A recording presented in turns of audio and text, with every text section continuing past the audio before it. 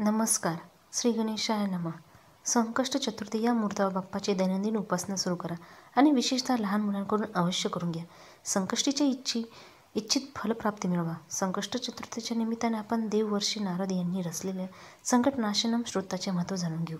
हे मूळचे संस्कृत श्रोत कवी श्रीधर यांनी मराठी अनुवादित केले आहे.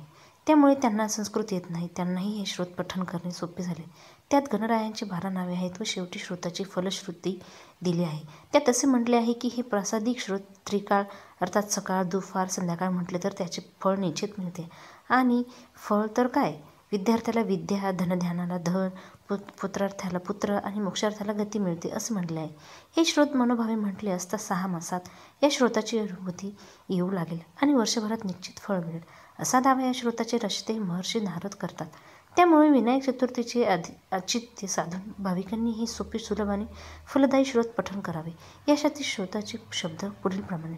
साष्टांग नमन हे माझे गौरीपुत्र विनायका, भक्तीने स्मरता नित्य आयुर्कर्मार्थ साधती. प्रथम नाव वक्रतुंड, दुसरे एकदंत, ते तिसरे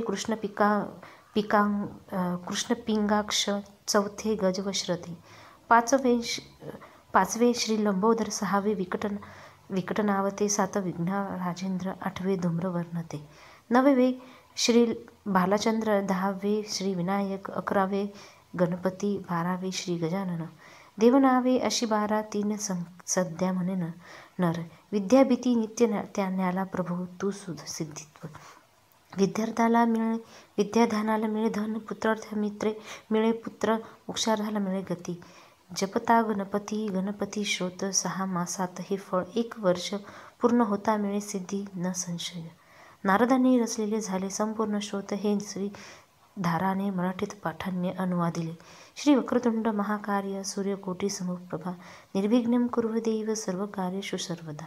ओम श्री नमगण सौभाग्य गणपते, सर्ववेद्य सर्वजन्म मे शुभमान्य नमः.